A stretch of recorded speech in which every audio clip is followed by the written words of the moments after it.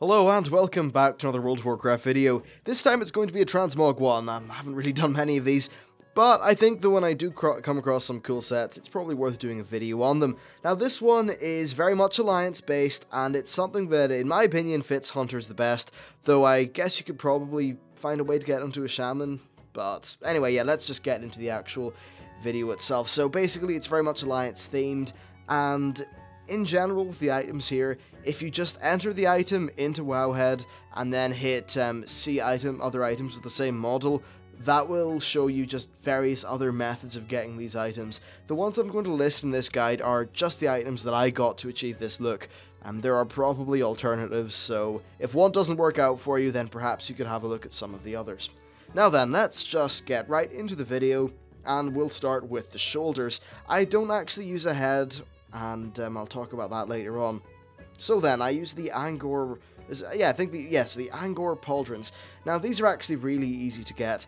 Basically, you just need to go to the Burning Steppes, and then you'll find an NPC. I'll throw up a map called Seagroon Ironhue, and then you get a quest from him, which is called The Good Stuff. Though before that you need to do the prerequisite quest, which is called A Dwarf's God Needs. Anyway, both quests are ultra simple, and you don't have to do any other quests in the zone to get this, just these two. Really easy, just go in, get it, get out. Now the next one is the chest slot, and this is called the chest piece of Returning Strength. This is another really easy questing one actually. Just go to Booty Bay and talk to Finn Fizzracket. And he's the sick goblin that's under that half-broken boat thingy. You get a really easy quest from him to just go and kill a gorilla. It's dead simple, and you'll get your chest. And then next we have the hands. Now, this is where any Horde players would want this look. I'm not particularly sure why you would, but for any of the Horde people, you could have a little bit of an issue here. I use the Windrunners Handguards of Conquest. Now these cost 478 Justice Points and can be purchased from the Justice Point vendor at the Argent Tournament. Alternatively, you could try to get these gloves. It's the same model, but the item itself is called the Gloves of the Azura Prophet. They drop from the Twin Valkyr, but honestly, it's not worth the effort. Just do one dungeon and get the 500 or 478 Justice Points. If you are a Horde player, just enter these Windrunners Handguards of Conquest into the Wowhead just search engine thingy and see if there are any similar models, and then failing that, you'll just have to have a bit of a look at models that fit the hand slot. Though obviously, this is more of an alliance focus guide, so I'm just gonna talk about that. Okay, so that's hands covered. Next, let's talk about the waist. And the waist item that I use is called the Sash of the Grand Hunt. This will involve a little bit of farming. It is a drop from the end boss of Blackrock Depths, and it's actually an easy enough farm. Basically, enter BRD via the regular entrance, and then use the mole machine to transport yourself to the... it's basically the top dialogue option that is not the Grim Guzzler. It's called the Domicile, I think. Anyway, so you teleport yourself to there, and once you're there, you jump right off the ledge and into the lava, then swim towards the entrance to Molten Core.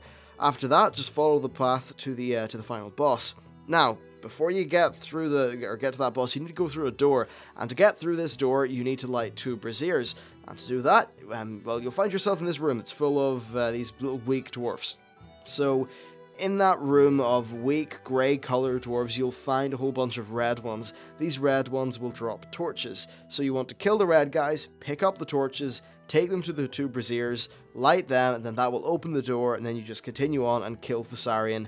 The Sash of the Grand Hunt itself has got about a 15% drop rate, so it's, it can be a bit annoying, but you can grind these all out within a day. Honestly, it should be pretty easy. Anyway, after you kill Thessarian, you just want to run back on yourself into the Molten Core entrance, then enter Molten Core, then leave again. And this will port you outside both dungeons where that elf NPC is. Then you want to reset your dungeons, run back into Blackrock Depths, and repeat the process. It's easy, but it can be a little bit tedious with all the running around the place. Anyway, so let's move on to the legs. Now these are much easier than the waist. It's called, they're called the Sea Legs, and these can be obtained via another Stranglethorn Vale quest. Basically, go to Booty Bay and find Heckleberry Smots. He's that pirate guy. Now this will start off a 4 quest long chain It starts off with a quest called the Captain's Chest, and it ends with one called Mock Rash the Cleaver. It's really easy, and this is one of those bits of armor which is actually dropped from multiple different quests. This is just the one I did because it was convenient. It was already in Stranglethorn Vale. So yeah, just go onto the, onto Wowhead, type in sea legs. Maybe you've already done that quest. Well, in that case, just go and find items that look like this using their little, say, model as tab on the item viewer. Okay, so next we have boots. I use the Boots of Tortured Space. Yes, so these drop off Lord Jaraxxus in Trial of the Crusader, and yeah, they basically fit perfectly with the set. Though, if you're Horde, again, you're going to have a bit of a problem there. I think there's ones that call like Lionfall boots. They drop in Pandaria, but once again, I think they may be Alliance only, so I'm not too sure what Horde players could do in terms of boots. Anyway, so that's what I did for boots. Moving on, for the bow slot, I used the Stout Oak Longbow. Now, this is actually from an Alliance quest called Thinning the Ranks, so there is a Horde equivalent. Anyway, first you want to go and complete a quest called Unruly Neighbours, which can be picked up from Thelora Shadecloak in Illyria's Stronghold in Terracore Forest. Then that quest will lead on to Thinning the Ranks, and you'll get your bow. One quick little note on those boots, by the way. If you're having bad luck with the drop, you may just want to go and get the Lionfall boots, but the reason why I didn't include that as the main option is because people may have already done that quest and therefore not have the boots because it was in Pandaria. So just go look that item up, and that should do it. Anyway, so that's what I've done for it, most of the main pieces. Now for the cloak, well, there are other ones that people used that I've seen, but the one I went for is just the Agility Leather Cloak, or Legendary Cloak even. I think that it actually looks pretty great with it, and I like the way the spell effect works. I think it can look pretty damn cool. Though there are some more Stormwind-ish looking cloaks that are out there. The one from the Stormwind faction vendor is certainly an option, but honestly I just think that the crest is a little bit too messy color-wise. I think there's too much going on there. Instead though, you could go for the cloak that drops from Cthulhu, or perhaps the Royal Cape, which is a world drop green that drops off mobs in Eastern Plaguelands, Thousand Needles, Scholomance, and the Badlands. That's probably just one to try and find in the auction house. And then of course you can just use that same model as tool on Wowhead with any of these things if you want to see some similar options that you can maybe get in a different manner. Now for the Helm slot, I just couldn't find anything that I liked. There was that Savage Gladiator Helm, but I didn't think it looked that great. And I just couldn't find anything. Perhaps if you really wanted to go for a simple archer style look, you could get any of those coifs. You know, the little silvery ring mail things for the helms. But I just couldn't find anything that I liked, and yeah, that's why it's not going to be on the video. Anyway, that's basically it for the Transmog.